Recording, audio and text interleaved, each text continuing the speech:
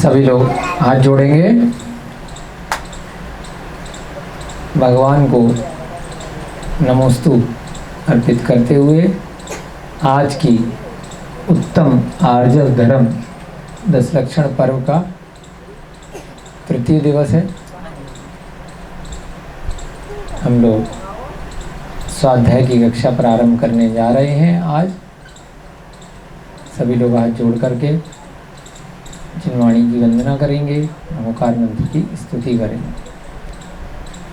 नमो अरिहंताड़म, नमो सेताड़म, नमो आयरियाड़म, नमो वज्रायाड़म, नमो लोहे सर्व साहुड़म। जय बोली वर्धमान स्वामी अंतिम तीर्थंकर महावीर भगवान की जय। बोलिए चारित्र चक्रवर्ती प्रथमाचार्य आचार्य भगवान श्री शांति सागर जी महान मुनिराज की जय। बोलिए नेमिनाथ भगवान की, शांतिनाथ भगवान की, अनंतानंत सिद्ध परमेष्ठी भगवानों की सभी को सादर जय जिनेन्द्र, जयदु जुड़ंदो। जयदु जुड़ंदो जय जिनेन्द्र को ही प्राकृत भाषा में कहते हैं। पहले भी कई बार इस विषय में चर्चा हो चुकी है। आज उत्तम आर्जव धर्म है, 10 लक्षण पर्यूषण महापर्व मिथिलापुरी तीर्थ क्षेत्र। धीरे धीरे आप सबके सहयोग से ग्राम सुनपुरा गौतम बुद्ध नगर नोएडा एक्सटेंशन में ज्ञानदानम गुरुकुल के प्रांगण में विकसित हो रहा है। सभी अध्यापक बंधु अभिषेक भैया जी और अन्य सभी शिक्षकगण यहाँ बहुत मन से सहयोग दे रहे हैं। छोटे छोटे नन्हे मुन्ने बच्चे भी पर्यूषण पर्व यहाँ मना रहे हैं, संस्कार ले रहे हैं। संस्कार की इस श्रृंखला में ज्ञानावर्णी कर्म के आश्रव को, बंध को कम करने के लिए यहाँ पर एक ज्ञान की श्रृंखला इस 10 लक्षण में सम्यक्त कौमुदी ग्रंथ के स्वाध्याय के माध्यम से प्रारंभ की गई है।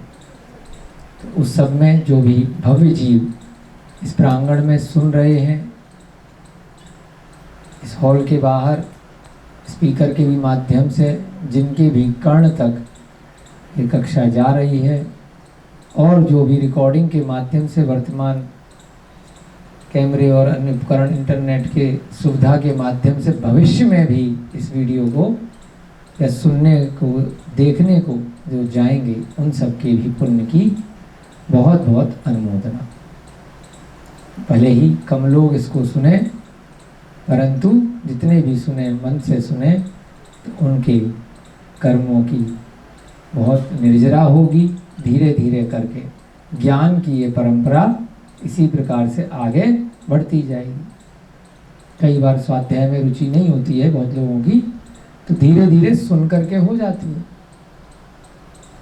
पुस्तक में क्योंकि समय ज़्यादा लगता है, एकाग्रचित्त होकर के पढ़ना पड़ता है। वीडियो में या टीवी में आराम से आप कई काम और करते हुए भी सुन लेते हो। आजकल कई सारे अच्छे जिनवाणी चैनल है, पारस चैनल है और बहुत सारे चैनल पिछले 10, 15, 20 सालों में बन गए हैं, जिन पे पूरे दिन लोग बहुत रुचि के साथ अच्छे अच्छे प्रवचन सुनते हैं। इसके अलावा भी बहुत सारे दूसरे चैनल हैं जहाँ पर भी जिनवाणी का स्वाध्याय थोड़ा बहुत चलता है और अन्य मतियों का भी चलता रहता है। तो सबसे कुछ ना कुछ अच्छी चीज़ें सीख सकते हैं, और खराब ज्ञान आप लो ही मत। तो अब सही ज्ञान क्या है और गलत ज्ञान क्या है, उसको समझने के लिए यहाँ आपको बहुत अच्छा निमित्त मिला है सम्यक्त कौमुदी का स्वाध्याय करने का, कि सम्यक दर्शन क्या है, सत्य क्या है। इसी श्रृंखला में 2 दिन हमने जो कथा पढ़ी, थोड़ी सी उसका बहुत ही शीघ्रता के साथ में सूक्ष्मता से थोड़ा सा उसको रिवाइज कर लेंगे, और जैसे बताया था पहले दिन की कक्षा में कि जो भी स्वाध्याय आप सुन रहे हो, नॉर्मल बातें भी आप करते हो, तो इस मन की एक बड़ी विचित्र बात है कि वही चीज़ आपके समझ में आती है, वही चीज़ आपको स्मरण में भविष्य में रहती है, जिसको आपने कुछ ना कुछ सुनने के बाद, समझने के बाद उसकी कोई इमेज बना ली है, कोई पिक्चर बना ली है, तब वो आपको भविष्य में भी याद रहेगी। नहीं तो आपने खाली शब्द पढ़े हैं और शब्दों को रट लिया है, तो वो आप कुछ ही घंटे बाद, कुछ ही दिन बाद, बहुत अभ्यास के बाद भी भूल जाओगे। होता है ना ऐसे ही। तो ऐसे ही यहाँ पर भी क्योंकि कथाएं हैं प्रथमा नियोग की, तो उसमें क्या करना है आपको, बहुत ध्यान से, हम बहुत धीरे धीरे करा रहे हैं, ज़्यादा जल्दी जल्दी नहीं भाग रहे हैं, आराम आराम से इसको एक एक लाइन को दो दो तीन तीन बार पढ़ रहे हैं, जिससे कि आप सब बच्चे, बड़े या जो भी और लोग बाद में इसको सुनेंगे, वो सभी लोग बहुत आराम से अपने अपने तरीके से इस कथा की एक इमेजिनेशन बनाए, एक इमेज बनाए, एक पेंटिंग बनाए कि ऐसे कहानी चल रही है। तो यहाँ पर राजा श्रेणिक की जो राजगिरी नगर है, जो मगध प्रांत में भारत देश के अंदर एक स्थान है। भारत देश कहाँ है? जम्मू द्वीप के अंदर है। और जम्मू द्वीप कहाँ है? इस ढाई द्वीप के अंदर है। और ढाई द्वीप कहाँ है? इस तीन लोक के अंदर है, जिसमें ऊपर क्या है? ऊर्ध्वलोक है, और नीचे क्या है? अधोलोक है, और बीच में जहाँ हम लोग बैठे हैं वो सब मध्य लोक है। ऊर्ध्व माने ऊपर का, अधो माने नीचे का, और जिस समतल भूमि पे हम हैं वो क्या है? मध्य लोक, बीच वाला। तीनों मिला के क्या बोलते हैं? तीन लोक, एक ऊपर, एक बीच का और एक नीचे वाला। इस तीन लोक में जो बीच वाला धरातल है, जहां हम लोग अभी बैठे हैं, इसी में सबसे मध्य में क्या है? सुमेरु पर्वत। कौन सा पर्वत है? सुदर्शन मेरु भी उसका नाम बोला जाता है, शॉर्ट में उसको सुमेरु बोल देते हैं। तो उस सुमेरु पर्वत के चारों तरफ गोल गोल क्या है? जम्मू द्वीप। उस जम्मू द्वीप के दक्षिण वाले भाग में, हमने परसों गोला बना के बताया था ना, नीचे वाला जो हिस्सा है उसको बोलते हैं भरत क्षेत्र।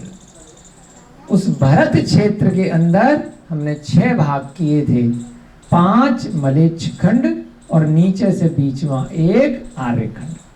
तो उस आर्यखंड के अंदर भारत देश और बाकी के जितने भी महाद्वीप, समुद्र देश आते हैं, वो सब कहाँ हैं?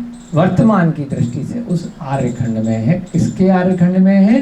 भरत क्षेत्र के आर्यखंड के। भरत क्षेत्र कौन सा वाला है? जो जम्मू द्वीप के दक्षिण वाले भाग वाला है। तो उसी आर्यखंड के अंदर ही, भारत देश के अंदर ही हम सब यहाँ पे लोग बैठे हैं। और उसी भारत देश में मगध एक प्रांत था, आज भी है। बिहार इत्यादि के आसपास के एरिया को आज भी मगध क्षेत्र कहते हैं। उसी मगध क्षेत्र के उस समय राजा कौन थे? राजा श्रेणिक थे, बड़े विद्वान, बड़ी अच्छी चर्या वाले। पत्नी कौन थी? रानी चेलना थी। महामंत्री कौन था? प्रधानमंत्री उनका अभय कुमार था, बड़े नियम का पालन करने वाला, अणुव्रत को धारण करने वाला। जब अच्छा मंत्री होगा तो प्रजा भी अच्छी होगी। या टीचर अच्छे होंगे आपके तो बच्चे अच्छे ही होंगे। टीचर गाली दे करके बात करेंगे तो बच्चे भी करेंगे। टीचर अगर मार पिटाई करेंगे तो बच्चे भी बाद में करेंगे। अपन कई बार समझाते हैं, इरिटेट करते हैं बच्चे, लेकिन हम टीचर को बोलते हैं नहीं, मारना नहीं है, क्योंकि बाद में फिर वो सीख जाएंगे कि कोई शैतानी करे तो मार के अपनी शक्ति बल दिखा करके शांत कर दिया जा सकता है, लेकिन नहीं करना। प्यार से समझाओ, है ना। कभी कभी अनुशासन में रखने के लिए बहुत इमरजेंसी जब हो तब कोई दूसरा रास्ता अपनाया जाता है कई बार, लेकिन उसको हमेशा के लिए नहीं बनाना चाहिए उसको, कि भाई जरा सा कुछ हुआ और मार पिटाई चिल्लाना नहीं चाहिए। यहाँ पर जो प्रधानमंत्री है अभय कुमार गुड़ी है, बहुत अणुव्रत का पालन करने वाले हैं, जैन धर्म के अनुयायी हैं। जो जिनेंद्र भगवान ने मोक्ष मार्ग बताया है उस पे धीरे धीरे आगे बढ़ रहे हैं। महाव्रत जब तक नहीं होते, मुनि महाराज जब तक नहीं बनते, तो गृहस्थ जीवन में व्यापार के साथ साथ, नौकरी के साथ साथ, या कॉलेज में या स्कूल में पढ़ाई के साथ साथ भी क्या किया जा सकता है। या कोई गृहिणी है, महिला है, घर में खाना बनाते हुए, परिवार की देखभाल करते हुए क्या कर सकती है, अणुव्रतों को धारण कर सकती है, जब तक उसके पास दूसरी जिम्मेदारी है, उस रास्ते पे बढ़ गई।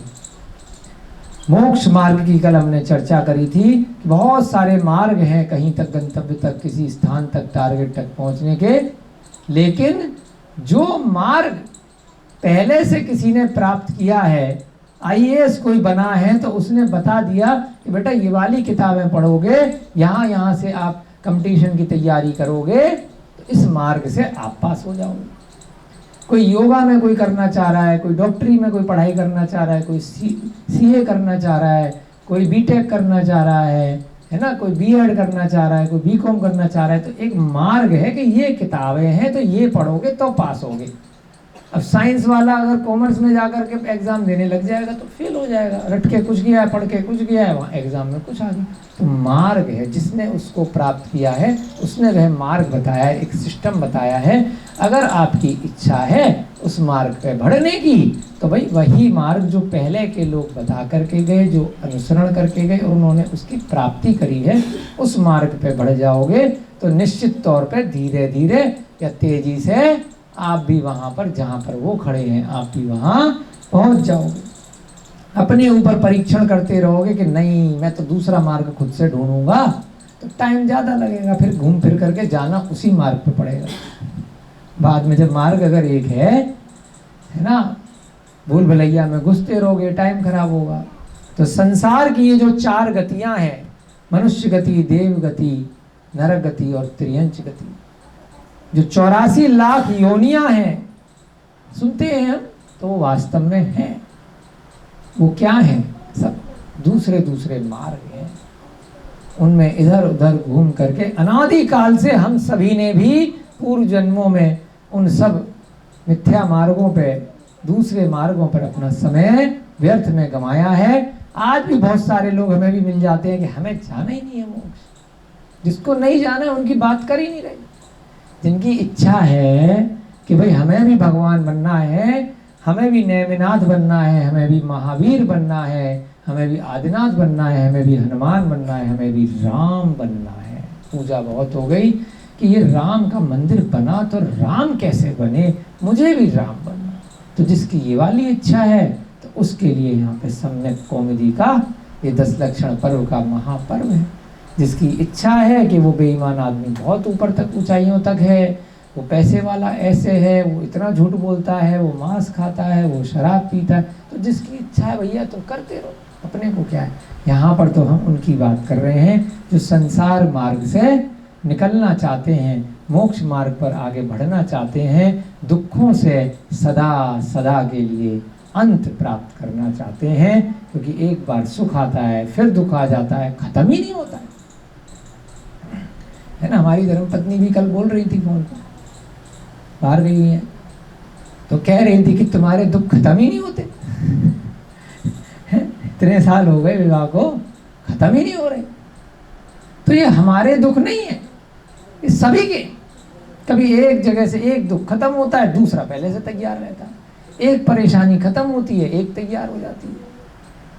तो ये हर जीव के साथ में है, क्योंकि वो हमारे साथ में रहती हैं, तो इसलिए उनको लगता है कि बस हमारे ही दुख हैं, और तो संसार में बाहर के दुख पता ही नहीं है। तो हमने उन्हें बोला आप जब दूसरे के यहाँ जाओगे तो उसके अंदर घुसो, उसके परिवार में जब जाओगे तो पता चलेगा, है ना। जब दूसरे का दुख देखा तो अपना दुख कम पाया कि संसार में कितना दुख है।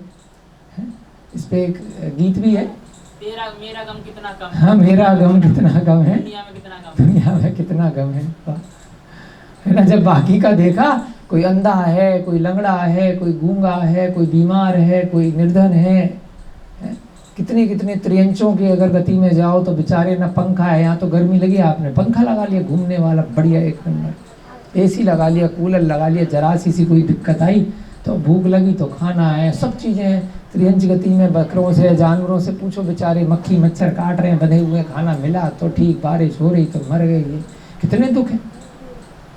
तो जब दूसरों का दुख देखोगे तो कैसे दिखेगा? जब वहां नजदीक जाओगे। दूर दूर से तो हर जीव, जितने यहाँ बच्चे भी बैठे हैं चाहे बड़े बैठे हैं, हर जीव जब अपनी सोचता है तो क्या सोचता है? मेरे से ज्यादा दुखी इस संसार में कोई नहीं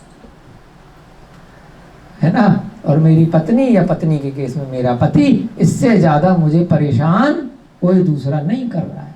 जबकि वास्तविकता अगर चिंतन करोगे, सम्यक कौमुदी का स्वाध्याय करोगे, तब धीरे धीरे पता चलेगा कि मेरा दुख तो कितना कम है इस संसार में, कितना कम है। जहाँ जाता हूँ अगर चिंतन करता हूँ, आँख बंद करके, अरे 10 मिनट एक चींटी का दुख देख लो, कीड़े मकोड़े का दुख देख लो, एक पक्षी का दुख देख लो, कि उसे पता नहीं है बेचारे को कि शाम को पहुँचूंगा घोंसले में तो मेरा बच्चा वहाँ होगा कि नहीं होगा। पूरे दिन घूमूंगा भटकूंगा 4 दाने के लिए, दाने आज मिलेंगे कि नहीं मिलेंगे, कि जो गवेड़िया जो होता है, जो पक्षी पकड़ करके ले जाते हैं, वहाँ मैं मर जाऊंगा या नहीं मरूंगा, कुछ भी नहीं मालूम है। सुबह का भोजन अगले दिन का मिलेगा नहीं मिलेगा, घर है न बाहर है। तो दूर से तो हमें पक्षी बड़ा अच्छा लग रहा, बड़ी सुंदर मोर की ध्वनि आ रही है, बड़ी सुंदर चिड़िया की चहचहा। थोड़ी देर के लिए इमेजिन करो कि मैं चिड़िया हूँ, थोड़ी देर के लिए इमेजिन करो कि मैं मच्छर हूँ, थोड़ी देर के लिए अपने इमेजिनेशन में लाओ कि मैं चींटी हूँ, मैं मेंढक हूँ, मैं सांप हूँ। हमें सांप दुखी कर रहा है, हम मार रहे हैं पीछे। अरे सोचो, अगर मैं सांप हूँ तो मैं कितना परेशान हूँ। तो ऐसे चतुर गतियों में 84 लाख योनियों में अनंत जीव भरे पड़े हैं। उन सब के दुख ही दुख हैं, हमसे करोड़ों गुना ज़्यादा, हजारों गुना ज़्यादा। और पिछले जन्म में हम भी सब वहाँ से बढ़ते बढ़ते बढ़ते बढ़ते बढ़ते बढ़ते आज 84 लाख योनियों में मनुष्य गति में पहुँचे हैं। 4 गति में एक गति है मनुष्य गति। तो यहाँ उन सब गतियों से, उन सब योनियों से दुख बहुत कम है, फिर भी संतुष्टि नहीं मिल रही। और कम हो जाए, और कम हो जाए। तो और कम कैसे होगा? हमेशा हमेशा के लिए अगर दुखों से छुटकारा चाहते हो तो एक ही मार्ग है। उस मार्ग का क्या नाम है? मोक्ष मार्ग, मुक्ति का मार्ग। दुखों से मुक्ति प्राप्त हो तो भैया मुक्ति का मार्ग ले ले, एक ही तरीका है। नहीं तो यहां से निकलेगा तो वहां फंस जाएगा, आसमान से गिरेगा तो खजूर पे अटकेगा, और खजूर से भी निकल गया तो नीचे जाकर के कहीं दलदल में गिरेगा। गिरेगा जरूर, पता ना होएगा ही होएगा। जब ऊंचाइयों पे पहुंचेगा, आसमान पे पहुंचेगा तो धरातल में आएगा, या तो झटके से आएगा या धीरे धीरे आएगा। दुख आना ही आना है। तो दुखों से सदा सदा के लिए अगर मुक्ति चाहते हो तो बस एक ही मार्ग है। अनंत भगवान ने, महावीर भगवान ने उस मार्ग को प्राप्त किया और हम सब के लिए परम उपकारी, परम हितकारी बनकर उस मार्ग को गौतम गणधर के माध्यम से हम सब के लिए बताया। और गौतम गणधर के बाद धीरे धीरे जो अन्य पूर्वाचार्य आए, गुरु शिष्य परंपरा से हमारे ऊपर परम उपकारी बनकर ये स्वाध्याय करने के लिए ग्रंथों की रचना करी। कुछ लोगों ने ग्रंथों की रचना करी तो कुछ लोगों ने उनको संभाल करके रखा, उनको सहेज करके रखा कि भाई पढ़ नहीं पा रहे, समझ नहीं पा रहे, लेकिन आगे आने वाली पीढ़ी पढ़े। तो उसके लिए संग्रह किया, म्यूजियम बनाए, उसकी कॉपी करी, उनको दोबारा दोबारा लिखा, कागज बनाया, छापा, छपाई कराई, तब जाकर के प्रिंटिंग होकर के हमारे पास ये अनुवाद होकर के पहुंचा। तो सबका इसमें पुण्य है, सबका इसमें अनुमोदना है, सबका इसमें कर्मों की निर्जरा है। उन्होंने लिखते लिखते भी वो भाव बनाए। हम यहाँ सुन रहे हैं, पढ़ रहे हैं, तो हम क्या बात कर रहे हैं? मोक्ष मार्ग पर कैसे पहुंचा जाएगा 10 लक्षण में। किन के लिए स्वाध्याय? जो इन संसार के सारे दुखों से मुक्ति चाहते हैं। कई बार होता है ना कि भाई हमने भी लोन ले रखा है, आपने भी ले रखा है, आपने भी ले रखा है, सब लोग बेचारे ले लेते हैं। अरे मेरा अब 2 तारीख आ गई, 1 तारीख आ गई, 30 तारीख आ गई, मेरे से ज़्यादा दुखी कोई नहीं है, बैंक वाला तंग करेगा। जब ले रहे थे तो हमसे कितने खुश थे। अब अगले महीने लोन लेते ही जैसी EMI आई तो हर महीने हमसे ज़्यादा दुखी कोई नहीं। तो सुख के साथ दुख चलेगा ही चलेगा, रात आएगी तो दिन आएगा ही आएगा। ये संसार का नियम है। शादी होगी तो परेशानी आई, उस टाइम तो बहुत खुश होते हैं, है ना। बच्चा होता है तो बहुत खुश होते हैं, जब बड़ा होगा तो दुख देगा ही देगा। तो सुख के साथ दुख चलेगा ही चलेगा। किसी भी गति में जीव चला जाए, किसी भी योनि में जीव चली जाए, जीव माने आत्मा, शरीर बस बदलेगा, आत्मा वही रहेगी। तो यहाँ पे राजा श्रेणी की उस राजगिरी की कथा चल रही है। वहां पर व्यवहार गिरी नाम का एक पर्वत है, जिसको विपुलाचल पर्वत भी कहते हैं। वह कितना पुण्यशाली उस समय का जीव है, जो भगवान महावीर का वहां पर साक्षात समूह शरण आया हुआ है। वनपाल ने आकर के बताया है कि चूहा और बिल्ली इकट्ठे रह रहे हैं, कमाल हो गया है ना। शेर और गाय एक साथ रह रहे हैं, और सांप और नेवला जिनकी लड़ाई होती है एक साथ है। भगवान का समूह शरण लग रहा है। ऊपर से सुंदर सुंदर विमानों में देवता आकर के, चतुर्निकाय के देवता, ज्योतिष व्यंतर भवनवासी वैमानिक सब आए हुए हैं। ऐसे जीव तो नीचे देखे भी नहीं। ऐसे हवाई जहाज ऊपर से आने वाले बिना आवाज के इतने सुंदर देखे नहीं। ऐसे ऐसे जीव आकर के वहां समूह शरण में, इतना सुंदर गोल समूह शरण लगा हुआ है, बीच में चतुर्मुखी तीर्थंकर भगवान वर्धमान स्वामी विराजमान है। मान स्तंभ सरोवर, अत्यंत निर्मल जल से भरी हुई परिखा, पुष्पवाटी कोट, दोनों ओर नाट्यशालाएं, उपवन वेदिका, बीच में अनेक ध्वजा आदि कोट, कल्प वृक्षों का वन, स्तूप, उत्तम भवनों की पंक्ति, स्फटिक मणि का कोट, उसके भीतर मनुष्य और देवों की सभाएं, और पीठिका के अग्रभाग पर विराजमान श्री जिनेंद्र देव। ये सब समूह शरण के परिचायक हैं। क्या क्या है समूह शरण में? देव है, और कौन है?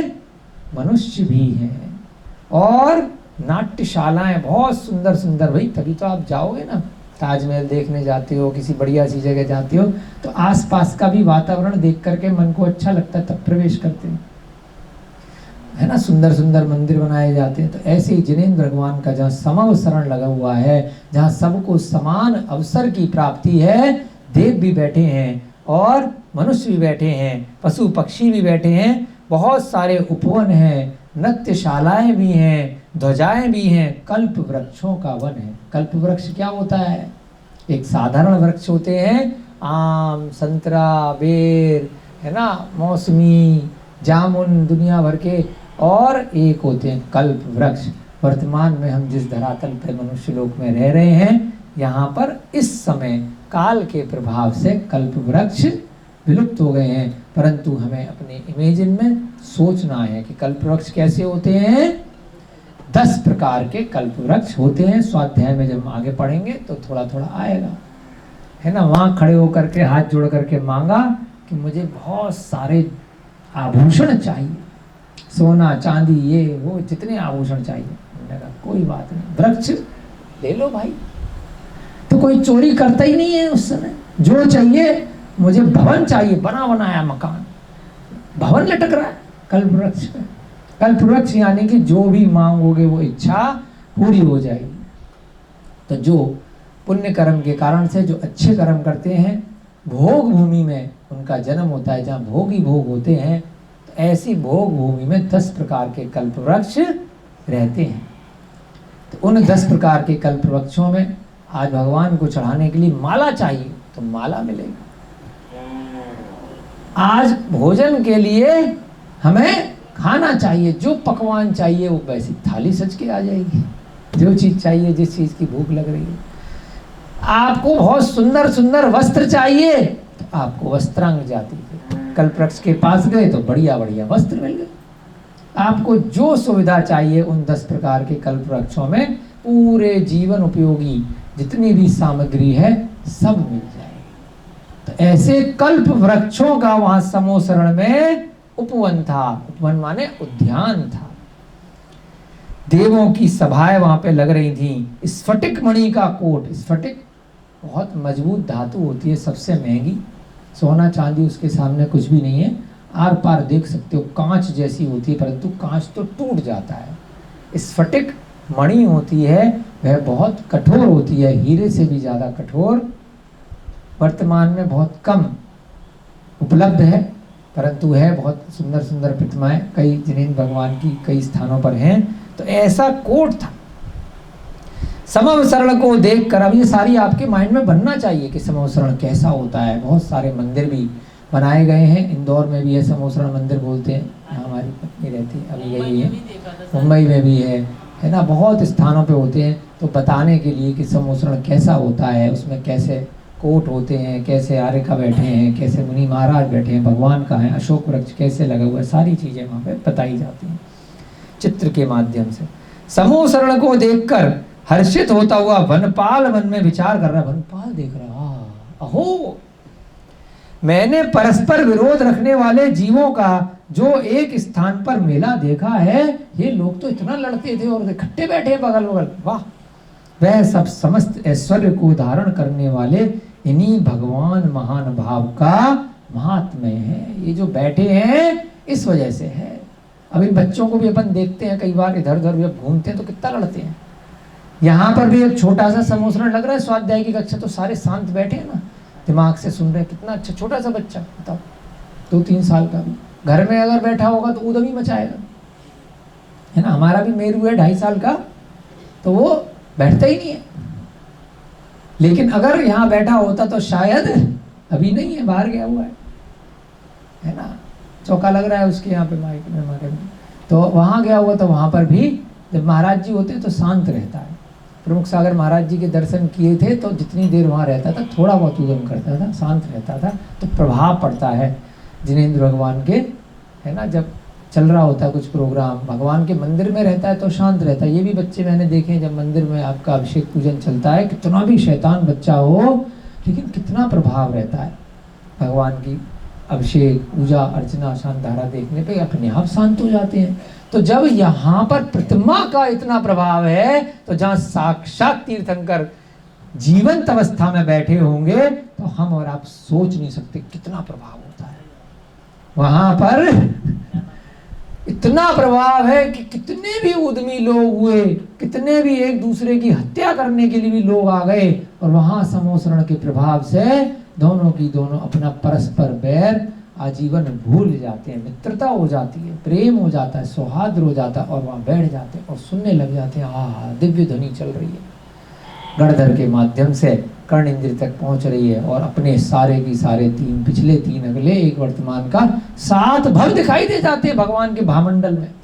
तुरंत समझ में आ जाता, भैया मैं क्या कर रहा था, अरे मैं कितनी मुश्किल से 3 भवों में कैसे कैसे करके आज यहाँ पहुँचा हूँ, अगले 3 भव, अरे वर्तमान, ओ, तुरंत सम्यक दर्शन की प्राप्ति हो जाती है। तो यहाँ पर हमें भावों के माध्यम से अपने पिछले भव देखने हैं, इस स्वाध्याय के माध्यम से, कि अगर मैं मनुष्य बना हूँ तो अवश्य ही ये जो स्वाध्याय में कथा चल रही है, इसके पिछले भव से अगर कोई आकर के तेज गति से मनुष्य में आया है तो ये मेरी कथा है, ये श्रेणिक की कथा नहीं है, ये किसी महावीर की कथा नहीं है। वह सब जीवों की उसी प्रकार से कथा है। मैं आज स्त्री पर्याय में हूँ तो मैं किस कारण से हूँ, मैं आज पुरुष पर्याय में हूँ तो किस कारण से हूँ। ये बकरा घूम रहा है ना, जो बच्चा पैदा होकर के आया था यहाँ पे, थोड़ा सा बड़ा हो गया 3-4 महीने में, तो ये बकरा भी हो सकता है जाति स्मरण से, या यहाँ भगवान महावीर का समवसरण सच में लग जाए तो ये भी अगर वहां जाकर के बैठ जाए, भव्य जीव होगा, तो इसको याद आ जाएगा कि मैं किस कारण से आज त्रियंच गति में बकरे की पर्याय में आया हूँ। और अगर मैंने यहाँ पे स्वाध्याय सुन लिया, कर्मों के थोड़ा सा मैंने चिंतन कर लिया और मैंने समाधि मरण कर लिया, तो मैंने अगली कई पर्याय अपनी सुधार ली, मैं भी मोक्ष मार्ग पर धीरे धीरे धीरे धीरे आगे बढ़ जाऊंगा। जिस प्रकार पथिक जन छाया के लिए सघन वृक्षों का आश्रय लेते हैं, उसी प्रकार सांपों के फड़ों पर बैठे हुए मेढक छाया के लिए यहाँ आश्रय लेते हैं। कितना अच्छा उदाहरण दिया है। पथिक जन यानी गर्मी है, धूप है। अभी देखा था दिन में गाँव में पेड़ पे भैया बैठे थे, हमने कहा क्यों बैठे हो भाई साहब, और बैठ करके कुछ घिस रहे थे, हमें लगा कोई भांग वांग तो नहीं पी रहे, बीड़ी बीड़ी। हमने टोक दिया, भैया यहाँ क्यों बैठे, कह रहे भाई साहब बैठा हूँ पी रहा हूँ। मैंने कहा देखो गलत काम मत करना, है ना। तो बोले कि भाई पेड़ है, गर्मी लग रही थी, रास्ते में जा रहा था, पेड़ दिखा तो बैठ गया। मैंने कहा ठीक है बैठ जाओ, पेड़ किसी का नहीं है, कोई दिक्कत नहीं है, लेकिन ये उल्टा सीधा चीजें नहीं करनी। तो ठीक है भाई साहब कोई बात नहीं। तो पथिक जन कहीं पर भी कोई पेड़ दिखता है तो वहां पर छाया की वजह से बैठ जाते हैं। उसी प्रकार सांपों के फण पर बैठे हुए मेंढक, सांप का, अब इमेजिन करो एक सांप है, फन उसका खुला हुआ है और उसके ऊपर कौन बैठ गया? मेंढक बैठ गया। यहाँ पर आश्रय ले रहे, दोनों क्या है? दुश्मन है। सांप मेंढक को देखते ही झपट्टा मार के खा जाएगा, लेकिन क्या लिंक बिठाया है कि यहाँ पर क्या है? समो शरण है, उसे मालूम है नहीं खाएगा। कहाँ जा, कितना खतरा मोल लिया इस मेंढक ने, देखो सांप के फन पे बैठा है और समो शरण में भगवान की दिव्य ध्वनि प्रवचन सुन रहा है, सीधे डायरेक्ट पंगा खा के दिखा। समता भाव में लीन, कलुषता से रहित, क्षीण मोह योगी मुरिराज का आश्रय पाकर, हरिणी पुत्र समझकर, सिंह के बालक का, गाय व्याघ्र के शिशु का और बिल्ली हंस के बच्चे का स्पर्श कर रही। कमाल देखो, एक्चुअल में होता है ऐसा समो शरण में, कोई कल्पित कल्पना वाली यहाँ पर कथा नहीं है, ये ध्यान रखो। कोई गॉसिपिंग नहीं है, कोई गप नहीं है, कोई स्पाइडरमैन, हीमैन और बैटमैन जैसे ऐसे कुछ भी मनोरंजन के लिए कोई फिल्मी कथा या कोई भी हीरो हीरोइन की टीवी पे कथा, आलतू फालतू के गाने यहाँ पे नहीं चल रहे। यहाँ सत्य कथा चल रही है और हम सब की कथा चल रही है। जैसे यहाँ पर जीवों की कथा है, वो मेरी, आपकी, इन बच्चों की, बड़ों की, सब की कथा है। जो यहाँ बाद में सुनेंगे उन सब के लिए भी यही शब्द हैं कि आपके एक एक जीव की, सब की कथा है। स्वयं की कथा समझ करके यहाँ पे स्वाध्याय करना है। इसको नाम क्या दिया? संधि विच्छेद करो, स्व अध्याय। स्वयं का अध्ययन कर रहे हैं, जैन धर्म को स्वाध्याय बोलते हैं और बाकी स्कूल की पढ़ाई को क्या कहते हैं? एजुकेशन, पढ़ाई है। पढ़ करके आई, बस पढ़ करके आई और भूल जाई। यहाँ पर क्या है? स्वाध्याय। कहीं पर भी जाओगे तो क्या बोलेंगे? स्वाध्याय किया। कौन बोलेगा? बस जैन व्यक्ति बोलेगा। बस मोक्ष मार्ग के लिए आप जो ग्रंथ पढ़ रहे हो उसको बोलोगे स्वाध्याय। जो नौकरी चलाने के लिए, बाजार में आप व्यापार करने के लिए, आप हम सीए हैं तो इनकम टैक्स की पढ़ाई, जीएसटी की पढ़ाई, केस लड़ने के लिए बहुत सारी चीजें जो चला रहे हैं, उसको क्या बोलते हैं? स्वाध्याय बोलते हैं क्या कभी? उसको बोलते भैया एक्ट पढ़ लिया, केस पढ़ लिया, ये देख लिया, इंजीनियरिंग की तैयारी कर ली, डॉक्टरी की तैयारी, पढ़ाई कर ली। हाँ जी, स्वाध्याय किसको बोला? जो स्वयं का अध्ययन कर रहा है, अपनी आत्मा का अध्ययन कर रहा है। यहाँ पे पराध्याय नहीं बोला, पर का अध्ययन नहीं कर रहे हैं, कर रहे हैं, आश्रय ले रहे हैं। भगवान राम की कथा पढ़ेंगे, श्रेणिक की कथा पढ़ेंगे, आश्रय पर का ले रहे हैं, परंतु उस पर में अपने स्वयं का अध्ययन कर रहे हैं, अंतर उनमें चिंतन कर रहे हैं कि मेरी कथा चल रही है। समता भाव में लीन, कलुषता से रही, समता भाव। गाली दे रहा है तब भी मुझे कोई फर्क नहीं पड़ा। उस दिन हुआ था ना एक दिन यहाँ पे झगड़ा, इसने मुझे गाली दी है, मैं छोड़ूंगा नहीं। अरे लग गई क्या? मर गया क्या?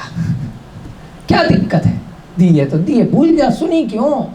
इससे अच्छा तो बहरा होता, सुनता ही नहीं तो कोई फर्क ही नहीं पड़ता, है ना। अगर तेरे को लग रही है और तेरे मन में कलुषता आ रही है, कषाय आ रही है, हिंसा की प्रवृत्ति हो रही है, तो इससे अच्छा तो भगवान ने तुझे कर्ण इंद्रिय दे करके बड़ी गलती कर दी।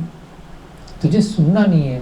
तो वहां पर क्या हो रहा है? समो शरण में जितने भी बुरे से बुरे जीव हैं, फिर भी समता के साथ रह रहे हैं। एक दूसरे से कोई भी कलुषता, यानी कि एक दूसरे से झगड़ा, द्वेष की भावना नहीं है।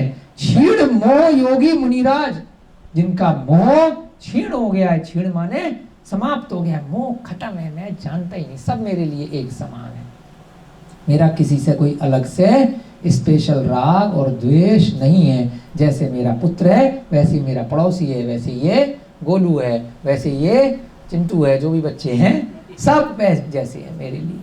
तो क्या कहते हैं? समता भाव के साथ, कलुषता से रहित वहां पे रह रहे हैं। क्षीण मोह योगी मुनिराज का आश्रय पाकर, हरिणी पुत्र समझकर, सिंह के बालक का, सिंह का बालक है कौन? शेर का बच्चा।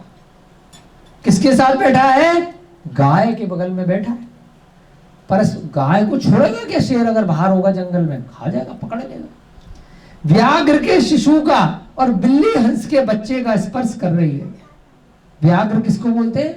चीता वगैरह को व्याघ्र बोलते हैं ना। गाय व्याघ्र के शिशु के साथ में बैठी है और हरिणी किसके साथ बैठी है? सिंह के बालक के साथ। हिरण शेर के बच्चे के साथ बैठा है, और गाय, हिरण किसके साथ है? शेर के बच्चे के साथ, और गाय बैठी है व्याघ्र के शिशु के साथ, और बिल्ली किसके साथ बैठी है? हंस के बच्चे के साथ। जबकि बिल्ली हंस के बच्चे को देखते ही खा जाती है, बतख के बच्चे को, अंडे को खा जाती है। मयूरी प्रेम से विहल होकर सर्प का आलिंगन कर रही है। मयूरी यानी कि मोरनी, मोर की जो स्त्रीलिंग है मयूरी, मयूर बोलते हैं ना मोर को, वो किसके साथ बैठी है? सर्प के साथ आलिंगन करके। जबकि सर्प और मोर का दुश्मनी रहती है, लड़ते हैं। जिनका गर्व नष्ट हो गया है, ऐसे अन्य जीव भी जन्मजात बैर को छोड़ करके रह रहे हैं। जातिगत जन्मजात बैर है, अपने को सोचना है, कितना भव्य दृष्ट है, कैसी वहां पर समोसरण की है ना, वहां पर प्रभावना है। इतने खतरनाक लोग जो एक दूसरे को देखते ही बस मारने के लिए तत्पर हो जाते हैं, वो भी शांति से चिपक करके बैठे हैं। कमाल है, ऐसा वह समोसरण है। ऐसा जानकर असमय में उत्पन्न होने वाले कुछ फलों को लेकर वह वनपाल सभा मंडप में स्थित महामंडलेश्वर राजा श्रेणिक के हाथ में देता हुआ बोला। हमने कहा भाई सर्दी, आम कब आते हैं रोहितास जी? गर्मियों के समय आते हैं ना। अब सर्दियों में आम लेकर के पहुंच गया। हर ऋतु का अपना अपना फल होता है। बारिश से थोड़े दिनों पहले जामुन आ रहे थे। लीची का अपना समय होता है, मौसमी का अपना है, नींबू का अपना है। हर फल का एक काल होता है और उसी समय में आता है। परंतु असमय में सारे की सारी ऋतुओं के वहां पर वन में फल आ गए। वनपाल ने कहा भैया क्या जादू है, ऐसे कैसे हो गया? तो ऐसा वाला फल लेकर के गया जो उस समय के ऋतु के अनुरूप नहीं था, कि राजा को वो सारे फल दे करके आता हूं। वो कहां पहुंचा? राजा श्रेणिक के हाथ में रखे। हे देव, आपके पुण्योदय से विपुलाचल पर्वत के ऊपर श्री वर्धमान स्वामी का समोसरण आया है, और पहचान के लिए मैं ये दिव्य फल आपके लिए लाया हूं, जो इस समय हो ही नहीं सकता यहाँ पर, है ना। आजकल तो क्या है भैया, यहाँ अगर तू कुछ और है तो अमेरिका में कुछ और होगी, ऑस्ट्रेलिया में होगी, तो वहाँ से ले आते हैं। आम ले आए, किवी ले आए, दूसरे देशों से ला करके अब मिलने लग गए। वनपाल के उक्त वचन सुनकर खिले हुए मुख और नेत्रों से युक्त राजा मन में ऐसा हर्षित हुआ। है ना, कई बार हम देखते हैं ना, हमारे अभिषेक भैया जी के साथ में एक और भैया अभिषेक पार्स बोलते हैं उनको, श्रीलंका गए हुए हैं अभी, अहिंसा केंद्र वाले सेंटर में देख रेख कर रहे हैं। तो उनको देख करके इतना उनके पुण्य के कारण से ऐसे भाव विभोर होकर के जब वो भगवान के अभिषेक, वंदना, स्तुति इत्यादि क्रियाएं करते हैं, जो उनको देख ले तो देखते ही रह जाता है, क्या भावों से करते हैं। तो ऐसे ही कुछ कुछ भाव हम उन इमेजिनेशन से राजा श्रेणिक के बारे में सोच रहे हैं। ऐसे भव्य जी मिलते नहीं आसानी से, अभिषेक जी जैसे, पार्स जी जैसे, है ना। क्या भावों से वो करते हैं, डूब जाते हैं। वाह, अनुमोदना है उनके पुण्य की। तो ऐसे ही राजा श्रेणिक ऐसे हर्षित हो गए कि जैसे दरिद्र मनुष्य खजाने को पाकर, बहुत गरीब आदमी और खूब खजाना मिल गया, भरा भरा भंडार, वो पागल, वाह आज तो इतने हीरे जवाहरात, पेटियां पेटियां भर करके आभूषण मिल गए। एक गरीब आदमी जैसे स्वर्ण आभूषणों को देख करके पागल हो जाता है, मदोमस्त हो जाता है, तो ऐसे ही राजा श्रेणिक, पैसा उनके पास बहुत है, इतने बड़े राजा हैं मगध के, क्या कमी है? कमी किसकी थी? बहुत दिनों से भगवान महावीर के दर्शन नहीं हुए थे। अरे वाह, वनपाल क्या खबर दी है, वाह।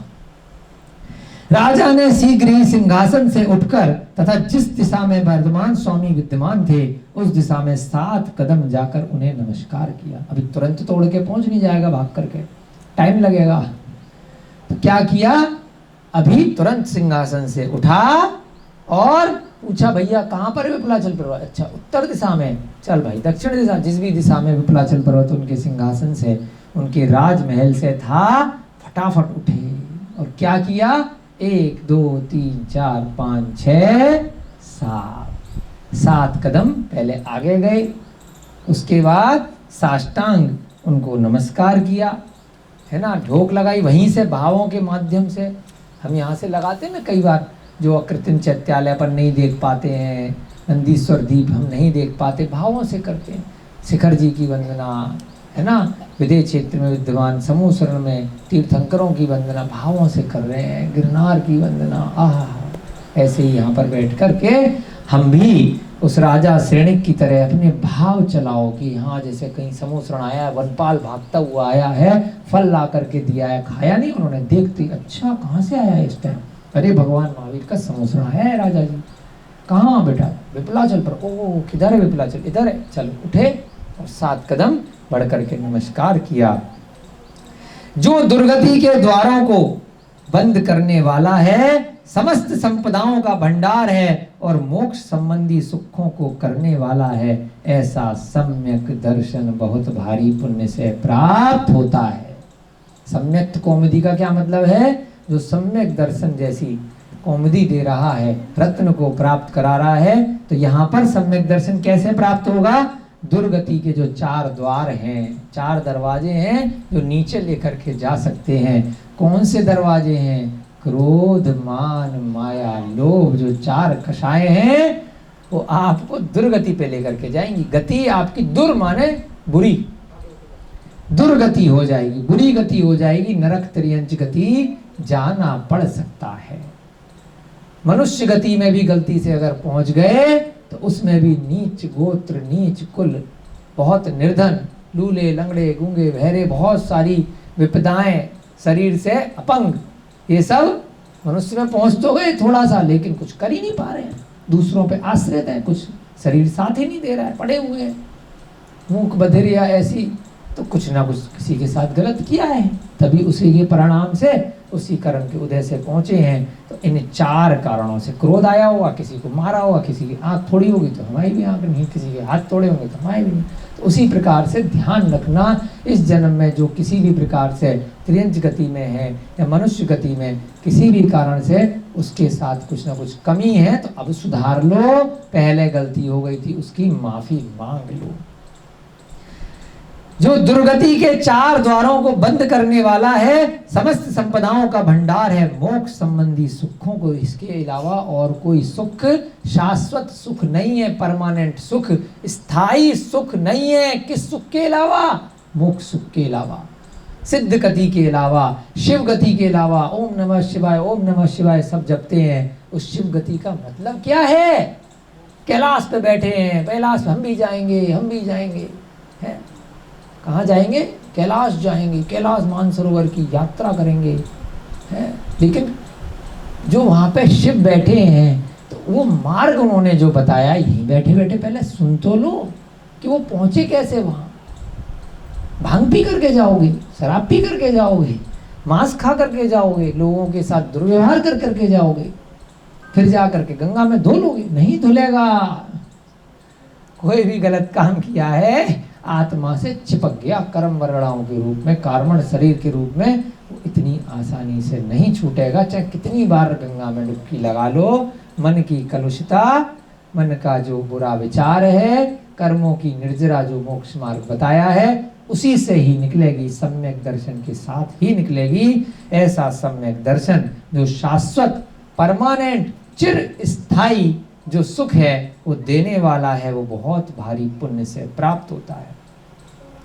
निर्मल तथा दैदीप्यमान सम्यक दर्शन की लक्ष्मी से चमत्कार को प्राप्त हुई स्वर्ग रूपी स्त्री आश्चर्य है कि चरण पैर की विकलता होने पर भी, पक्ष में चारित्र की विकलता होने पर भी जीवों को वर लेती है। मोक्ष रूपी लक्ष्मी को एक स्त्री की एक संज्ञा दी है कि वो भी एक लक्ष्मी है। हम अपनी दिवाली पे क्या लाएंगे? एक लक्ष्मी ले आएंगे, गणेश ले आएंगे, क्या लाएंगे? पैसा है, पैसा है। लक्ष्मी को पैसे की संज्ञा दे दी, अब आप पैसे की पूजा कर रहे बैठ करके। अरे मोक्ष मार्ग की पूजा करो। अरिहंत भगवान ने जो मार्ग बताया है, रुपया पैसा बहुत आएगा, बहुत आएगा। ज्ञान लो और चारित्र का पालन करो, सम्यक दर्शन प्राप्त करो, सम्यक ज्ञान प्राप्त करो, मोक्ष लक्ष्मी प्राप्त करने की उत्कंठा रखो, इच्छा रखो कि संसार के समस्त दुखों से हमेशा के लिए छूट जाऊं, ऐसी इच्छा रखो। तो उसको क्या कह रहे हैं? स्वर्ग रूपी स्त्री। आह, चरण पैर की विकलता होने पर भी, चरण पैर माने जो चरण है, पैर हैं, लंगड़े हो, लूले हो, चल नहीं पा रहे, फिर भी जा सकते हो। चारित्र की विकलता होने पर भी जीवों को वर लेती है। जिस जीव के वर्तमान में चारित्र की विकलता होने पर भी निर्मल सम्यक्त विराजमान रहता है। कथा अब चालू हो रही है, सम्यक दर्शन की कथा, बैकग्राउंड बन रहा था 2 दिन से। आप चल नहीं पा रहे हो, किसी कारण से अणुव्रत भी नहीं ले पा रहे, महाव्रत भी नहीं ले पा रहे, लेकिन क्या करा, मात्र दृढ़ श्रद्धा कि मार्ग यही है, मैं जा नहीं पा रहा, न मेरे पे साइकिल है, न मेरे पे पैर है, बूढ़ा हूँ, बच्चा हूँ, कोई ना कोई कमी है, परंतु हाँ ये कन्फर्म हो गया, ये सम्यक दर्शन है, साइकोलॉजी है कि यही मार्ग है, यही सच्चा मार्ग है, यही रोड मैप है, यही गूगल मैप है इस स्थान पर जाने का। उसको क्या बोला, सम्यक दर्शन। जिस जीव के वर्तमान में चारित्र की विकलता है, यानी कि न अणुव्रत ले सकता, न उपवास कर सकता, न व्रत कर सकता, न महाव्रत ले सकता, लेकिन क्या है, केवल और केवल पक्का विश्वास हो गया। विश्वास पे दुनिया कायम है और विश्वास पे ही सम्यक दर्शन कायम है। विश्वास कैसे आता है, आपने अपने माँ बाप पर विश्वास करते हो? क्यों बेटी, क्या नाम है आपका? ये पीछे वाली प्रियंका। माता जी का क्या नाम है? मीना। तो विश्वास किया है कि मेरी माता जी है? कंफर्म था तुम्हें तुम्हारी माता जी है? तुम्हें ध्यान है तुम उन्हीं के गर्भ से निकले हो, हॉस्पिटल गए थे, विश्वास कराए ना कि यही मेरे पिताजी हैं, है ना? कैसे किया? बहुत सारे लोगों ने बताया, बहुत सारे, वही मुझे इतने प्रेम से खाना दे रही है, पाला है, पोस करके आज यहाँ तक बड़ा किया है। तो विश्वास है ये तुम्हारी माता जी है क्या, ये जो बैठी है? नहीं है ना। कोई बोले, मैं बोलूं, सब लोग बोले, मान जाओगे? नहीं मानोगे। आपने परीक्षण नहीं किया, फिर भी विश्वास है। चाहे दुनिया इधर की इधर हो जाए, कोई दिन को बोले रात है, रात को बोले दिन है, लेकिन कोई बोले ये मेरी मीना जो है ये तेरी माता जी नहीं है, ये है, मानोगे क्या? कभी नहीं मानोगे। क्यों? दृढ़ विश्वास है, पक्का हो गया। बचपन से लेके आज तक रोज उन्हीं को देख रहे हैं, वही मेरे सुख दुख में, मेरी हारी बीमारी में, मेरी भोजन में, मेरी सुविधाओं में, जब यही सब कुछ कर रही है तो यही मेरी माता है, यही मेरे पिता हैं। तो ऐसा ही विश्वास जिस दिन मोक्ष मार्ग पर हो जाता है, जिनेंद्र भगवान की वाणी पर हो जाता है, तो उसे क्या कहा? सम्यक दर्शन। कि अब यही मार्ग है, इसके अतिरिक्त, इसके अन्यथा मोक्ष पर जाने का, स्थायी सुख को प्राप्त करने का, चतुर्गतियों से मुक्ति प्राप्त करने का कोई और मार्ग नहीं है। पंचम गति में जाने का, जो सिद्ध गति है, जो मोक्ष गति है, उसके लिए मात्र यही मार्ग है। जिस जीव के वर्तमान में चारित्र की विकलता होने पर भी निर्मल सम्यक्त विराजमान होता है, उसे शीघ्र ही सम्यक्त के प्रभाव से स्वर्ग प्राप्त हो जाता है। अब ये धीरे धीरे बता रहे हैं कि अगर आप सभी को सम्यक दर्शन की प्राप्ति हो गई इस 10 लक्षण में स्वाध्याय के साथ में, या पहले से जो संस्कार शाला यहाँ चल रही है, यहाँ पर पढ़ा रहे हैं, तो क्या है, कंफर्म टिकट कहाँ की मिल जाएगी? स्वर्ग की मिल जाएगी। अब त्रियंच गति और नरक गति गई, दोबारा से मनुष्य भी नहीं बनने, एक स्टेप ऊपर कंफर्म जाओगे। कैसे जाओगे? मात्र श्रद्धा से, धीरे धीरे करके। चौथी कक्षा पास कर ली तो 5वीं में जाओगे, वापस तो चौथी नहीं पढ़ोगे, तीसरी में तो नहीं आओगे। तो इसी प्रकार से जैसे ही सम्यक दर्शन विश्वास हो गया, तो आत्मा वही है, शरीर पुराना हो गया, मिट गया, अब दूसरा शरीर मिल गया स्वर्ग में, वैक्रियक शरीर हमें प्राप्त हो गया, एक सीट आगे पहुंच गई, है ना। शास्त्री बनने से पहले आपने क्या किया था? पाठशाला पढ़ी। तो उसके बाद अब नीचे तो नहीं जाओगे, उसके बाद ऊपर गए, शास्त्री बने, शास्त्री बनने के बाद और पढ़ाई चली, टीचर बने। तो ऐसे ही अगर सम्यक दर्शन किसी के बिल्कुल पक्का हो गया 100%, हम नहीं कह रहे, कौन कह रहा? भगवान महावीर कह गए कि स्वर्ग तो जाएगा ही जाएगा, वहाँ पर इतनी वैभव संपदा मिलेगी, ना गरीब ना अमीर, वहाँ का इतना रत्न इतना है कि पूरा भारत देश का पूरा वर्तमान का संसार खरीद लो, एक रत्न ही इतना बढ़िया है वहाँ का। काहे के लिए रुपए पैसे जरा जरा सी एक गज जमीन के लिए एक दूसरे का सर फोड़ रहे हैं जरा जरा से रुपए पैसे के लिए, मकान दुकान के लिए मार डालूंगा, ये कर दूंगा वो कर दूंगा। अरे सम्यक दर्शन प्राप्त करो, बहुत ऊंचाइयों को छुओगे और स्वर्ग के बाद वापस मनुष्य गति में आकर के फिर दीक्षा लेकर के तब चले जाओगे। अभी किसी कारण से चारित्र का पालन नहीं कर पा रहे हो, विकलता है, चारित्र अगर नहीं है तो क्या करो आप सब लोग, क्या प्रेरणा है इस लाइन से, बस कि मार्ग ये है, इतना मान लो। जैसे इस लड़की ने कहा मेरी माँ ये है, बस दूसरी कोई माँ, दो माँ तो नहीं हो सकती तुम्हारी, हो सकती हैं क्या जन्म देने वाली, वैसे हो सकती हैं जन्म देने वाली माँ, जैसे एक ही के गर्भ से निकलेगा एक जीव, ऐसे ही मार्ग एक ही है। इतना विश्वास पक्का भयंकर तरीके से हो गया तो सारी कषाय बंद हो जाएंगी और स्वर्ग निश्चित तौर से प्राप्त हो जाएगा।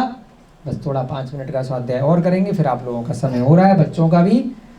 सम्यक दर्शन से उत्कृष्ट दूसरी कोई वस्तु नहीं है, वह शुरुआत है इस रत्नत्रय की, एक प्रारंभ है, पहली कक्षा है। वो क्या है, सम्यक दर्शन से उत्कृष्ट यानी कि उत्तम, उससे बढ़कर इस संसार में कोई भी वस्तु नहीं है। इतने सुखी हो जाओगे यही संसार में रह करके भी, सारे की सारे दुख दर्द सब भूल जाओगे, क्योंकि क्या समझ में आ जाएगा कि मेरे से ज़्यादा दुख तो सारे संसार में, मैं तो बहुत खुश हूँ क्योंकि मुझे तो सम्यक दर्शन की प्राप्ति है, मुझे तो ग्रंथों का स्वाध्याय करके अपने अगले पिछले भवों का एक भावों के माध्यम से ज्ञान हो गया, मैं तो सही रास्ते पर हूँ, मैं तो मोक्ष मार्ग पर हूँ, आज नहीं तो कल मैं तो भगवान राम की तरह मैं भी भगवान बन सकता हूँ और बनूंगा। हठी बन जाओ, जिद्दी बन जाओ कि मैं भी राम बनूंगा। तो राम ने जो काम किए थे उसको कॉपी करना शुरू कर दो, तो लड़ाई झगड़े सारे खत्म हो जाएंगे। उनकी कहानी को पढ़ के उसमें डूब जाओ, राम ने उस समय क्या किया, इस समय क्या किया, गुस्सा आया तो क्या किया, है ना, क्या क्या किया, वैसे वैसे काम करने लग जाओ तो सारा संसार सुखी हो जाएगा। सम्यक रूपी रत्न से बढ़कर दूसरा कोई रत्न नहीं है, सम्यक रूपी मित्र से बढ़कर दूसरा कोई मित्र नहीं है, सम्यक रूपी भाई से बढ़कर दूसरा कोई भाई नहीं है। एक जन्म के भाई अलग है, लेकिन इससे बड़ा कोई भाई, इससे बड़ा कोई मित्र, इससे बड़ा कोई रत्न नहीं है। खूब सोना चांदी हीरे जवाहरात, खूब नीलम पन्ना हीरे मोती खूब लिया इस फटिक है, लेकिन सम्यक दर्शन से बड़ा कोई रत्न नहीं है। मैं नहीं कह रहा हूँ, मेरे शब्द भले ही निकल रहे हैं यहाँ पर, कहाँ से मैं स्वाध्याय कर रहा हूँ, पढ़ करके बोल रहा हूँ जो पूर्वाचार्यों ने बताया है, तो असत्य नहीं है। मैं कोई मनगढ़ंत कथा, मनगढ़ंत कोरी गप नहीं बोल रहा हूँ, अपने मन से कुछ भी नहीं बोल रहा हूँ, बस उसको एक्सप्लेन कर रहा हूँ जो यहाँ लिखा है, थोड़ा सा विवेचन कर रहे हैं, है ना, सभी बच्चे बूढ़े सबके माध्यम से। इससे बड़ा कोई भाई नहीं, सम्यक दर्शन से बढ़कर कोई लाभ नहीं है, कोई प्रॉफिट नहीं है। क्या क्या चीजें बोली, रत्न, मित्र, भाई और लाभ, इससे बढ़कर कोई नहीं है। सम्यक्त के बिना अन्य क्रियाओं का आडंबर निष्फलता को प्राप्त होता है। खूब क्रियाएं कर लो, खूब व्यापार चला लो, लेकिन अंत में जाकर के परेशान हो। सुबह आए थे संकल्प भैया जी, मैं ये करूंगा, मैं वो करूंगा, मैंने कहा भाई सब कर, लेकिन उत्तम मध्यम जघन्य श्रेणी के जो पात्र हैं उनके लिए कर, बाकी तो सब व्यापार की दृष्टि से अगर कुछ करेगा, अंत में जाकर के कोई ना कोई तेरे पैसे मार लेगा, क्योंकि बेईमानों से दुनिया भरी पड़ी है। मायाचार से वर्तमान के पंचम काल में दुनिया भरी पड़ी है, तो कहीं ना कहीं कोई ना कोई कर्म का उदय आ जाएगा, क्योंकि तुम्हें पता नहीं है तुम किसके लिए बना रहे हो, किसको बेच रहे हो, किसको खिला रहे हो, तो वो कहीं ना कहीं वो पी करके आएगा, वो गलत कार्य में उपयोग लगाएगा आपके दान का, तो वो आपको भी उसका प्रभाव आएगा। जो भी कार्य करो सम्यक दर्शन के साथ करो और उत्तम मध्यम जघन्य श्रेणी के पात्रों के लिए करोगे, तो आपका जो आडंबर है उससे आप बच जाओगे। आडंबर माने जो बेकार की चीजें हैं, बाहरी विकल्प है, दिखावा है, बाह्य आडंबर, वो निष्फलता यानी कि उसका कोई फल नहीं मिलता। जैसा कहा है, अज्ञानी जीवों का ध्यान दुख का भंडार है, बिना ज्ञान के बैठ गए, देखा कॉपी कर ली, स्वाध्याय नहीं, कुछ नहीं है, बस फिर क्या कर रहे हैं, मेरे को तो बहुत ज्ञान प्राप्त हो गया, मैं तो भगवान बन गया, बन गए भगवान। अंधे में काना राजा, और गप्पे चला रहे हैं, किताबें लिख डाली, टीवी पे प्रवचन चालू कर दिए, लोग इकट्ठे कर लिए पान की दुकान पे। थोड़ा सा उनका ज्ञान व्यावहारिक दृष्टि से, सामाजिक दृष्टि से किसी से अच्छा है, इंप्रेशन है, बढ़िया बोलता है, अच्छा वक्ता है, लेकिन ज्ञान नहीं है, सही ज्ञान नहीं है, मिथ्या ज्ञान है। तो उससे क्या होगा, दुख ही मिलेगा, स्वयं भी दुखी रहेगा, दूसरों को भी दुख देगा। उनके तप का फल संताप मात्र है। तप किया, खड़े हो गए, आग लगा ली अपने ऊपर, भूखे रह रहे हैं, उल्टे लटक गए हैं महीनों महीनों, मालूम ही नहीं क्यों कर रहे हो, कहाँ जाना है, क्या विधि है, अपने अंदाजे से चल रहे हैं, बिना तीर्थंकरों के बताए हुए मार्ग के चलने के, अपना देखा देखी ऐसे ही चल रहे हैं, तुक्का उसने किया। अब आया कि भाई साहब ने एक से परिचय कराया, वो अंकुर जी आते हैं, अघोरी प्रथा। हमने कहा यार क्या नया नाटक है, अभी लेटेस्ट सुनी हमने कुछ महीने पहले, क्या नया ड्रामा है, शमशान में जाकर के मुर्दा खा रहे हैं, उल्टे सीधे तंत्र मंत्र कर रहे, क्या प्रथा चल रही है, और कह रहे ज्ञानी है, पता नहीं क्या कर सकते। भैया ये सब मिथ्या मार्ग है, किसी की बुराई नहीं कर रहे माइक के माध्यम से, बहुत जगह चीजें जाएंगी, परंतु चिंतन करके देखो, विवेचन करके देखो कि ये मोक्ष मार्ग है क्या। मांस खाना, वो भी मनुष्यों का मांस खाना शमशान में जाकर के खोद खोद करके खा रहे हैं, बताओ कौन सी गति है, कौन से कर्म का उदय है, कहाँ जाएंगे। हमें किसी भी जीव को कष्ट देकर के, ये तो साधारण सी बात है, बच्चा कभी खाएगा कि किसी जानवर को, लेकिन उसको साइकोलॉजी ऐसी बना दी कि बकरा खाने में बड़ा आनंद है, मुर्गा खाने में बड़ा आनंद है, अंडा खाने में, किसी का बच्चा खाने में, साइकोलॉजी बना दी, मार्केटिंग कर दी, उसके दिमाग में चेप दिया, तो बेचारा उसी में ढल गया। और उसके अपने कर्म थे, पिछले कर्मों के कारण से मनुष्य गति मिली, थोड़ा सा पुण्य किया, फिर वो अगले जन्म में नरक जाने की तैयारी कर रहा है, त्रियंश गति में जाने की। आज एक मुर्गा खाओगे, पता नहीं कितने जन्म में मुर्गा बनोगे, नियम है। तो यहीं पर क्या कहा है, समय हो रहा है, बस ये लास्ट पैराग्राफ पढ़ेंगे।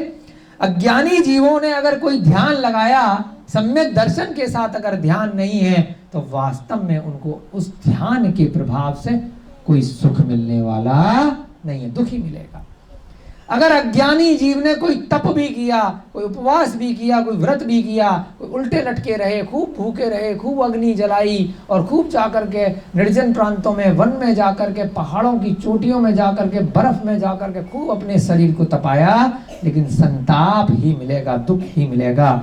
स्वाध्याय भी निश्चय से निष्फल है, अगर सही दिशा में स्वाध्याय नहीं किया, सम्यक दर्शन के साथ स्वाध्याय नहीं किया, तीर्थंकरों के द्वारा बताए गए मार्ग का सही ग्रंथों से स्वाध्याय नहीं किया, तो उसका भी फल नहीं मिलेगा। इंद्रिय निग्रह भी दुराग्रह है, दान और शील की तुलना श्रीदायक लाभदायक नहीं है, और तीर्थ आदि की यात्रा भी व्यर्थ है। किसकी? जो बिना सम्यक दर्शन के, बिना सम्यक ज्ञान के तीर्थ जा रहे हो। अब शिखर जी गए, वहां जाके क्या कर रहे हो? पिकनिक मना रहे हो, गर्लफ्रेंड को लेकर के गए हो, शराब पी रहे हो, होल्ला मचा रहे हो। यहाँ तो स्पीकर का काम हो रहा है ग्रंथ के स्वाध्याय के लिए, वहाँ बड़े बड़े बड़े बड़े स्पीकर लगा के क्या कर रहे हो? नाच गाना ड्रामे, है ना, व्यभिचार। तो क्या होगा? मैं तो शिखर जी होकर के आया हूं, मेरा तो वंदना हो गई, मोक्ष का टिकट पक्का पक्का है क्या? नहीं है। वो तीर्थ यात्रा भी जिस स्थान पर, जिस कार्य के लिए की गई है, वह कार्य के कारण से वह निष्फल ही है। परमार्थ से सम्यक दर्शन के बिना अन्य सभी कार्य भीतर से निष्फल है। बाहर से अगर आपने दिखाने के लिए तीर्थ यात्रा पे चले भी गए, तप भी कर लिया, आपने 7-7 दिन बैठ करके ध्यान लगा लिया, हिले नहीं, लेकिन कुछ ज्ञान नहीं, कर्मों की निर्जरा नहीं करी, तो वास्तव में क्या है? ज़्यादा से ज़्यादा क्या होगे? व्यंतर बन जाओगे अगले भव में, भूत पिशाच राक्षस हैं, भवनवासी बन जाओगे। ज्योतिष भी बन सकते हो, भवनत्रिक में जा सकते हो, लेकिन वैमानिक देव नहीं बनोगे। थोड़ा सा तप किया है, शरीर को तपाया है, तो उसके प्रभाव से थोड़ा थोड़ा प्रभाव मिल जाएगा, लेकिन मोक्ष मार्ग नहीं है, निष्फल है। तो ऐसे सम्यक दर्शन की कथा धीरे धीरे यहाँ प्रारंभ हो रही है। ज़्यादा नहीं ले पा रहे, क्योंकि हमारा भी मन करता है कि स्वाध्याय के साथ साथ कुछ इधर उधर की बातें आपसे चर्चा में रख ली जाएं। हो सकता है आप लोगों को कुछ को पसंद आ रही होगी, कुछ को लग रहा होगा कि टॉपिक को ज़्यादा खींच रहे हैं, तो जैसा जिसका पुण्य है वैसे चले। लेकिन धीरे धीरे करके भव्य जीवों को अच्छा लगेगा, अब भव्य आगे बढ़ जाएंगे। आजकल तो यूट्यूब का वीडियो है, बटन दबाया, फिल्मी गाने चालू, कोई दिक्कत थोड़ी है ना। जिसकी जैसी रुचि हो वैसा करे, जिसकी रुचि है यहाँ बैठे, जिसकी रुचि है वो अपना काम करे। जो भी समूह शरण में बैठता है, जो भी स्वाध्याय अपने स्वयं के अध्ययन के लिए बैठ रहा है, बहुत बहुत उनके पुण्य की अनुमोदना। और ऐसा अच्छा ग्रंथ हमें भी हमारे पुण्य से ये मिला, हमारे भी पुण्य के लिए बहुत बहुत इसमें अनुमोदना। आप सभी का बहुत बहुत धन्यवाद जो आप लोग बैठे सुने। समय अधिक हो रहा है। जय बोली महावीर भगवान की, अनंत सिद्ध परमेष्ठी भगवानों की, आचार्य भगवान श्री शांति सागर जी महान मुनिराज की। अब उत्तम आर्जव धर्म का जो भी विवेचन है हम प्रतिदिन नहीं कर रहे हैं, ज़्यादा एक ही चीज़ को दोबारा नहीं करेंगे। तो हमारे जिन भी भैया जी का आज यहाँ पे गुरुकुल में नंबर है, उत्तम आर्जव धर्म के बारे में जो भी समय है अवश्य समझाएंगे। उनका भी स्वाध्याय होगा, बच्चों का भी इस माध्यम से स्वाध्याय होगा। सभी को जय जिनेंद्र, जय दू जड़म।